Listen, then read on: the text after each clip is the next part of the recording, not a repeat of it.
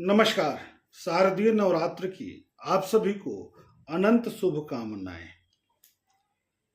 इस बार नवरात्र में सप्तमी, अष्टमी, नवमी और दशमी को लेकर के कन्फ्यूजन की स्थिति बनी हुई है, असमंजस की स्थिति बनी है कि कब हम महाअष्टमी का व्रत करेंगे, कब हम महानवमी का व्रत करेंगे, कब हम पारण करेंगे, कब नवरात्र से संबंधित हवन करेंगे।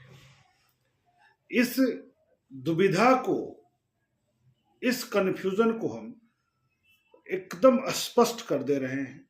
किसी भी तरह की कोई कन्फ्यूजन की स्थिति है ही नहीं।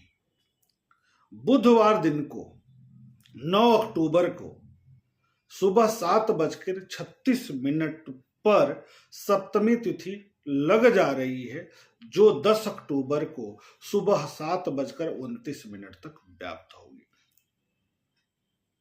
कब लग रही है? 9 की सुबह सप्तमी लग रही है और 10 की सुबह समाप्त हो जा रही है।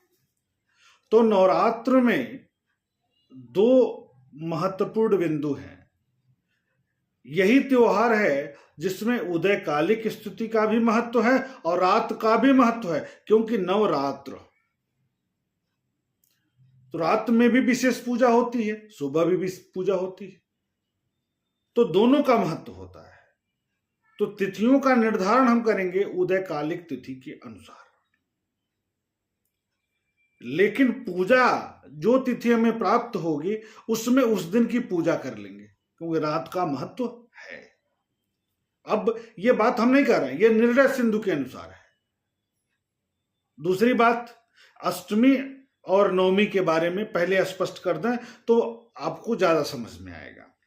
सप्तमी तिथि के साथ अष्टमी तिथि यदि मिल रही है, जिस तिथि पर सप्तमी के साथ उदयकालिक स्थिति में अष्टमी मिल जाएगी, तो वह अष्टमी का व्रत शास्त्र के अनुसार ग्राह्य नहीं है, यानी उसको नहीं ले सकते हम।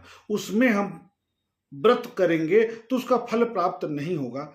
क्यों? क्योंकि सप्तमी तिथि के देवता सूर्य हैं और अष्टमी तिथि के देवता भगवान रुद्र हैं, शिव हैं। तो अगर हम सप्तमी और अष्टमी को पूजा करते हैं तो सूर्य और भगवान शिव की पूजा होगी, फिर माता की पूजा की बात गलत हो जाएगा। हम माता की पूजा कर रहे हैं।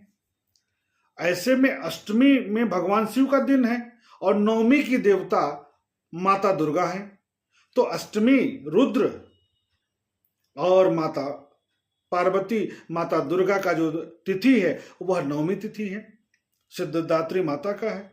तो भगवान शिव और माता पार्वती दोनों का पूजन हो जाएगा। कब? जब अष्टमी के साथ नवमी वाले दिन में हम व्रत करेंगे।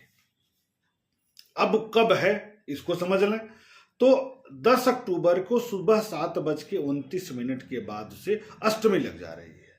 10 तारीख को बृहस्पतिवार को लग जा रही है सुबह 7:29 से, जो 11 तारीख को सूर्योदय लगभग 6 बजे का होगा और 6:52 तक अष्टमी रहेगी। कब? 11 तारीख को।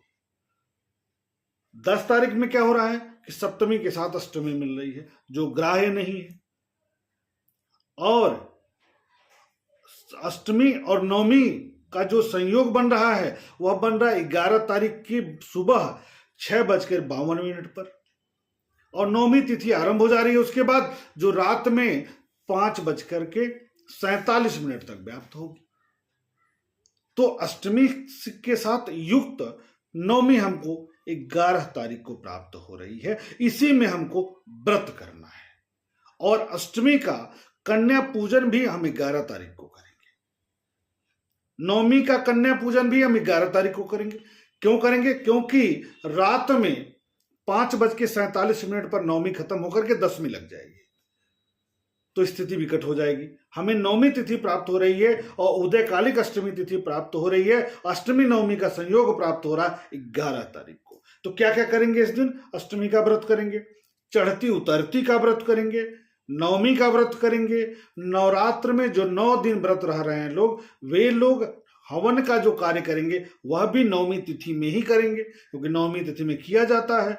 तो 11 तारीख को सुबह 6:52 के बाद से हवन का भी कार्य कर सकते हैं। कन्या खिलाना भी इसी में कर सकते हैं। तो 11 तारीख 11 अक्टूबर दिन शुक्रवार अत्यंत महत्वपूर्ण है। बिना किसी विवाद के आपको इस दिन व्रत करना है। व्रत का जो पारण होगा, चाहे चढ़ती उतरती वाले हों चाहे 9 दिन वाले हों, वो 12 तारीख को करेंगे। 12 तारीख को विजयदशमी के दिन करेंगे। इस दिन शस्त्र पूजा भी किया जाएगा।